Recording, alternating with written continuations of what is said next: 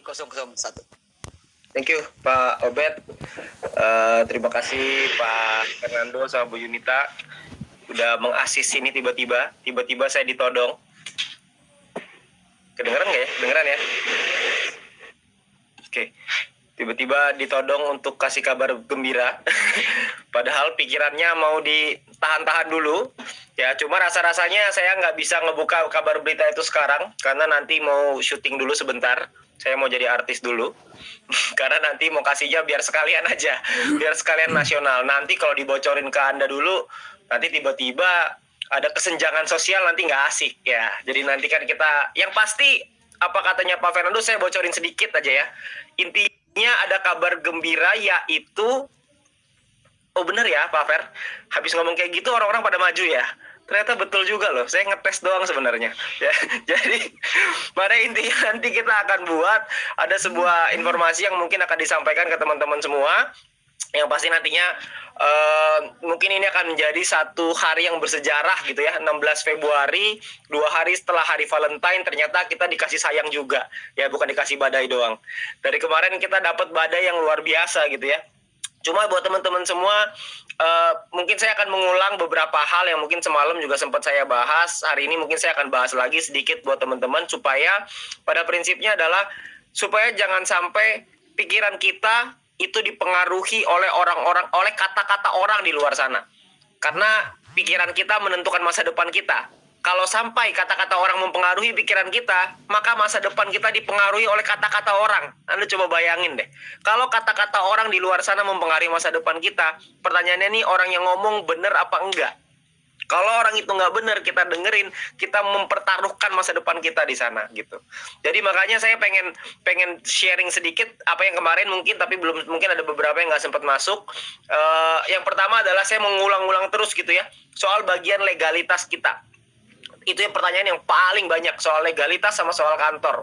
Ini bukan kabar gembiranya ya, jadi ini cuma kabar aja, gembiranya nanti ya. Ini kabarnya toh, kabarnya yang kemarin sudah sering mungkin diulang-ulang gitu ya. Legalitas ini pada prinsipnya adalah orang-orang di luar bilangnya kita nggak bisa mendapatkan legalitas lah, ini mah pasti akan ditutup lah, pasti akan diblokir dan lain sebagainya. Tapi pada prinsipnya adalah mereka kan nggak tahu apa yang dikerjain. Karena beberapa kali pun saya sempat juga diundang untuk membantu mediasi dengan manajemen ya. Kemarin ada Pak Prabowo yang juga untuk menjelaskan kepada regulator yang di sini mungkin Satgas gitu ya, SWI, tentang konsep bisnis fitup seperti apa gitu. Nah mungkin kita juga semua harus sama-sama pahami bahwa cara kerja pemerintahan itu memang begitu, regulator tuh begitu. Kalau memang dirasa, diduga bisa mencelakakan masyarakat, maka tindakan pertama yang diambil sudah pasti akan ditangguhkan dulu. Mereka nggak salah, tindakan itu betul. Coba Anda bayangkan kalau fitup ini memang benar-benar, misalkan contoh gitu ya, fitup ini nipu. Apakah tindakan yang dilakukan pemerintah itu betul? Pasti betul, karena untuk melindungi masyarakat. Tapi karena kita bukan mau nipu, perusahaan itu nggak ada niatan itu. Perusahaan justru malah ingin membantu banyak orang untuk bisa mendapatkan penghidupan yang lebih baik. Kita datang ke pemerintah, kita jelaskan, kita mediasi, kita ngobrol, ketemu, wah udah nggak tahu tuh berapa kali ya ketemunya, udah sering sekali baik melalui online maupun juga pernah offline. Jadi juga kita ketemuan untuk kita bisa ngobrol, kita bisa tapi lebih banyak di online memang ya, karena kita sekarang kan lagi pandemi. Jadi kita menjelaskan tentang konsepnya seperti apa, memberitahu dan lain-lain ya. Dan akhirnya memang keluarlah satu informasi dari yang ilegal sampai akhirnya dikeluarkan ada beberapa poin yang bisa dilakukan untuk normalisasi. Ya jadi itu progresnya ada, perkembangannya ada. Jadi kalau orang-orang di luar sana bilang nggak mungkin, saya yang bingung. Emang mereka ikut ngurusin? Perasaan kemarin nggak lihat deh. Perasaan nggak ketemu gitu. Waktu lagi ngobrol tuh nggak ketemu. Kok bisa-bisanya mereka tahu? Tahu dari mana? Kok aneh sekali gitu. Nah dari situ saya ngelihat, oh ini mungkin ada orang yang berusaha untuk menggoreng-goreng aja gitu ya. Karena kan ini kan opini aja gitu. Karena opini yang diomongin terus-terusan kan lama-lama akan jadi terasa benar gitu di kuping kita. Apalagi kalau orang yang ngomongnya jago gitu. Diputar balikan fakta segala macam ya. Ujung-ujungnya mungkin saja kita bisa terpengaruh. Tapi saya nggak bilang mereka 100% salah, dan kita juga nggak bilang di dunia ini nggak ada yang benar 100% dan salah 100%. Tapi yang saya ambil posisi adalah saya ada di tengah. Saya dengarkan apa yang masuk akal, yang nggak masuk akal saya buang. Nah, cuma memang masalahnya mereka kasih opini dari sisi mereka. Nah, sekarang boleh dong saya kasih opini dari sisi saya gitu. Saya mau kasih opini juga dari sisi saya. Yang saya ngelihat progresnya ada. Kalau progresnya ada, apa yang mau ditakuti? Mau apa yang dikhawatirkan itu apa gitu. Tapi saya juga paham bahwa juga banyak yang kita diserang masalah kantor. Nah, kantor ini juga sama. Saya juga sekali lagi kemarin sudah tahu bahwa perusahaan ada membeli sebuah kantor ya gitu ya untuk kantor kita. Tapi kemarin sempat ada pembahasan gitu. Apakah ini mau disampaikan nggak nih ke VTuber nih, ke member-member, karena pada banyak diserang karena masalah itu gitu, masalah kantor. Tapi saya pikir-pikir lagi, coba Anda bayangkan kira-kira kalau misalkan alamatnya itu dibuka, diberitahukan kepada Anda semua, kira-kira menurut Anda berapa orang yang bakal datang ke sana untuk ngelihat? 1.000 ada nggak 1.000? Mungkin lebih loh. Coba Anda bayangkan, proses renovasinya lagi berjalan, datang 1.000 orang mau foto-foto sama tukangnya. Sama tukang-tukangnya pasti sama difotoin. Tukang-tukangnya, batu-batuannya, puing-puingnya yang lagi proses renovasi itu pasti semua difotoin. Yang terjadi malah nggak bisa renov. Jadinya malah nggak selesai-selesai. Makanya kami memutuskan untuk ya sudah, renov saja dulu, selesaikan dulu, baru nanti kita kasih sajikan kepada Anda makanan yang sudah matang, jangan yang setengah matang gitu. Ya, jadi itu untuk legalitas dan kantor, supaya teman-teman semua juga tahu bahwa progresnya itu ada. Cuma memang karena memang lagi pandemi, makanya banyak yang tertahan, tertunda, lebih lambat gitu ya prosesnya. Ya itu yang memang perlu untuk waktu lah, waktu yang bisa menjawab. Tapi intinya kabar baik itu sudah akan datang sebentar lagi gitu ya. Jadi yang saya lihat di VTube ini adalah sebuah peluang buat kita semuanya. Itu adalah kata kuncinya. Kata kuncinya adalah peluang. Ya, banyak orang ngelihat ini sebagai sebuah peluang, banyak orang ngelihat ini sebagai sebuah ancaman. Saya yakin kita semua di sini melihat VTube sebagai sebuah peluang. Kalau kita melihat VTube sebagai sebuah peluang, itu Anda sudah di jalur yang tepat. Kenapa? Karena di era seperti pandemi sekarang ini, itu yang namanya bisnis digital itu meningkat dengan sangat drastis. Ya, karena saya percaya setiap masalah itu pasti ada peluangnya. Kalau masalahnya semakin besar, maka peluangnya semakin besar. Seperti contoh, kalau kita bicara soal peluang ini, ketika lagi pandemi, wah gak kehitung jumlah orang yang bilang bahwa wah sulit, ini sekarang nih zaman susah, cari uang susah, wah ini susah, semuanya susah. Banyak sekali yang mengeluh. Tapi sayangnya kalau di WA saya sih nggak ada yang mengeluh. Karena isinya rata-rata ada yang beli mobil, ada yang bisa bayar utang, ada yang bisa kebutuhan keluarga tercukupi. Kok bisa begitu? Karena ada segelintir orang yang beradaptasi dengan masalah itu dan menemukan peluang di dalam masalah itu. Seperti contoh, Zoom yang kita pakai sekarang ini Zoom aplikasi yang sudah sangat lama sekali, tapi kita nggak pernah pakai dulu. Tapi ketika pandemi itu meningkat dengan luar biasa. Jadi di dalam sebuah masalah ada peluangnya. Pertanyaannya, kita menemukan nggak peluang itu? Nah, beruntungnya buat kita menemukan peluang itu. Tapi masalahnya, peluang yang kita dapetin ini ada beberapa orang yang ketakutan sehingga peluangnya dibuang. Anda coba bayangin, peluangnya dibuang loh, udah di depan mata, udah bagus-bagus dibuang. Kenapa? Karena ketakutan. Nah, ketakutan itulah yang perlu dijaga. Jadi teman-teman semua, saya nggak bilang bahwa semua orang pasti akan berani terus. Enggak lah. Pasti ada juga orang-orang yang takut, yang khawatir, dan lain-lain. Makanya kami ada di sini untuk memberikan kekuatan itu ke Anda. Bahwa kami masih ada di sini. Kita bukannya yang nggak kerja, kita gila-gilaan. Kita turun semua, kita Zoom setiap hari. Untuk buat apa? Supaya memberikan kekuatan kepada Anda, supaya Anda bisa berpikir positif, supaya Anda bisa mendapatkan informasi yang positif, supaya Anda bisa menularkan ke tim Anda semuanya. Jadi janganlah kita menyebarkan hal yang negatif, janganlah kita menyebarkan ketakutan, lebih baik kita menyebarkan hal yang positif, menyebarkan hal yang bisa bermanfaat untuk orang banyak. Buat apa kita bikin orang takut? Buat apa kita bikin orang khawatir? Lebih baik kalau buat saya, lebih baik kita memberikan harapan untuk orang. Karena kalau orang sudah punya harapan, orangnya bisa maju, dan ketika orangnya bisa maju, maka orang itu akan berterima kasih kepada Anda. Karena menurut saya, kalau kita mau jadi orang yang sukses, maka prinsipnya adalah bukan kumpulkan sebanyak-banyaknya uang, bukan. Tapi kumpulkanlah sebanyak-banyaknya orang yang bisa berhasil, yang bisa Anda bantu untuk bisa berhasil, maka Anda akan jadi sukses. Jadi itu yang perlu Anda tanamkan gitu, bahwa jangan sampai ketakutan itu membuat Anda, kekhawatiran Anda membuat Anda jadi kacau gitu semuanya. Karena yang paling penting bukan itu, yang paling penting adalah peluang ini harus kita jaga.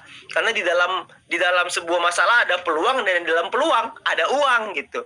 Jadi Anda perlu pahami itu gitu. Kita harus lihat, makin berat masalahnya, makin besar juga peluangnya. Makin berat badainya, makin gede badainya, makin indah pelanginya. Jadi kita sudah di tengah badai itu, ayolah kita belajar untuk menari-nari aja di tengah badai ini. Karena sebentar lagi badainya akan reda dan pelangi akan muncul. Nah pertanyaannya kan cuman ketika pelangi ini muncul, Anda di posisi seperti apa? Apakah Anda di posisi ketika pelangi ini muncul, Anda masih baru mau mulai, atau Anda mau mulai panen? Nah itu pilihan di tangan Anda masing-masing. Ya, pilihan itu akan tergantung dari apa yang Anda lakukan sekarang. Kalau sekarang Anda malah jadi lemah, maka sulit. Tapi kalau sekarang Anda malah jadi bersemangat untuk Anda bisa maju terus, maka Anda akan panen raya nantinya. Ya, jadi ketakutan itulah yang perlu dijaga, pikirannya kita jaga gitu.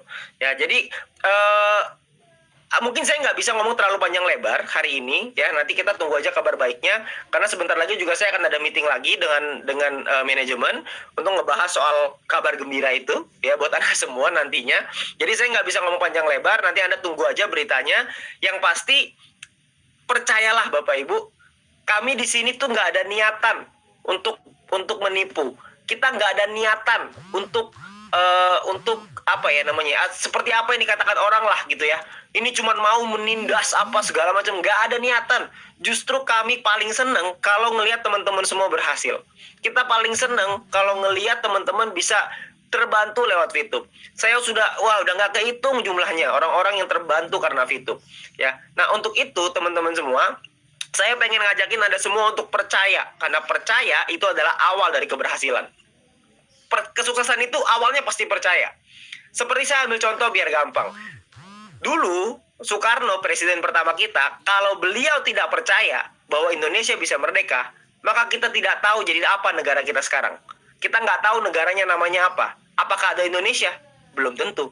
Tapi karena beliau percaya, maka negara ini ada, maka kita ada. Kalau dulu orang-orang yang sukses ini tidak percaya dengan usahanya mereka, contoh lah, misalkan Nadiem Makarim tidak percaya bahwa Gojek bisa memberikan manfaat untuk bangsa Indonesia, maka Gojek gak mungkin sebesar sekarang. Jadi orang-orang besar itu selalu memulai dari percaya. Percaya inilah yang dia jaga. Dia gak mau pikirin kata orang-orang. Orang-orang mau bilang dia gila kek, mau bilang dia gak masuk akal kek, bodoh amat, dia maju terus. Karena suatu hari nanti gilanya itu akan berubah. Dari yang gila lu ngapain jalanin seperti itu, sampai gila hebat banget. Sama-sama gila tapi hasilnya berbeda. Jadi itu adalah sumber yang pertama. Jadi percaya dulu ya. Tapi saya juga tahu bahwa orang-orang banyak juga yang fokusnya teralihkan gitu ya. Jadi saya punya satu cara yang paling efektif untuk kita bisa melewati masalah-masalah ini ya. Caranya adalah cuma satu aja, cara untuk bisa melewati semua masalah-masalah ini, supaya kita bisa nyampe ke tujuan kita, bisa nyampe ke impian-impian kita. Satu caranya adalah fokus. Fokus dengan apa yang Anda inginkan. Fokus dengan apa yang Anda ingin tuju. Fokus Anda pengennya apa? Anda pengen bahagiain keluarga, fokus di sana. Anda pengen belikan rumah untuk orang tua Anda, fokus di sana. Anda pengen berikan yang terbaik untuk anak Anda, fokus di sana. Fokus aja di situ, jangan pikirin yang lain. Karena ketika Anda fokus, maka tidak akan ada masalah yang berarti dalam hidupmu. Karena Anda fokusnya sama tujuan, Anda tidak peduli masalahnya seperti apa, maka masalah akan jadi kecil. Tapi kalau Anda fokus dengan masalahnya saja, maka yang Anda dapat adalah masalahnya aja. Pertanyaannya sekarang adalah mana yang lebih penting? Masalahmu? Anda mau pikirin masalah itu? Atau apakah Anda ingin supaya keluarga Anda bahagia? Apakah Anda ingin buat anak-anak Anda bisa tersenyum bangga dengan Anda? Pilihannya ada di tangan Anda. Anda maunya yang mana? Kalau buat kami yang sudah menjadi, kami yang ada di posisi sekarang, kami fokus sama apa yang jadi tujuan kami. Kami nggak peduli sama yang lain. Beberapa bulan yang lalu kita nggak peduli haters mau ngomong apa segala macam. Tapi sekarang kami mengambil keputusan bahwa mereka ini keterlaluan. Jadi kita harus ambil tindakan. Karena mereka ini bukan cuman menyerang kami. Kalau menyerang kami mah kita nggak pusing, kita mah nggak peduli. Tapi mereka sudah mulai menyerang teman-teman kita semua. Orang-orang yang lagi punya harapan untuk bisa maju. Mereka menyerang ini semua, jadi kita nggak bisa tinggal diam. Karena buat kami, keberhasilan Anda itu adalah sumber tenaga buat saya. Jadi itu yang membuat kami mau untuk turun semua, kita akan ketemu. Kita akan lebih banyak lagi komunikasi, supaya teman-teman semua juga bisa merasakan apa yang Anda rasakan. Ya. Jadi mungkin terakhir pesan dari saya buat Anda adalah fokus dengan apa yang dari target Anda. Buat yang belum silver, kejar silvernya. Buat yang belum gold, kejar goldnya. Belum platinum, kejar platinumnya. Yang belum diamond, kejar diamondnya. Karena kehidupan Anda itu akan berubah ketika Anda nyampe satu tahap, naik ke satu tahap lagi, naik ke satu tahap lagi. Hidup Anda akan berubah. Keluarga Anda akan merasakan, sekeliling Anda akan merasakan. Dari yang tidak percaya akan jadi percaya. Dari yang merasa tidak masuk akal jadi pada ikutan. Nah, itu semua tergantung dari Anda semua. Jadi jangan sampai Andanya merasa ketakutan, jangan sampai Andanya merasa panik dan khawatir, karena itu adalah sumber kegagalan. Selalu fokus, selalu optimis, selalu percaya, maka saya berani jamin gak akan lama Ibu Yunita membuktikan 56 hari jadi diamond. Kalau Anda merasa gak 56 hari gak bisa jadi diamond, gak apa-apa kok. 3 bulan jadi diamond juga cepat, 4 bulan jadi diamond juga cepat. 4 bulan Anda bisa punya perubahan kehidupan juga gak masalah. Tapi yang pasti adalah percaya bahwa Anda pasti bisa juga nyampe diamond. Banyak yang sudah membuktikan. Tinggal pilihannya adalah kapan Anda bisa membuktikan Anda bisa jadi diamond. Pilihan ada di tangan Anda. Anda tunggu kabar baiknya hari ini. Sekian dari saya. Terima kasih. Salam buat Bu Lea, salam buat Pak Fernando dan Bu Yunita. Saya kembalikan ke MC Pak Obed. Terima kasih.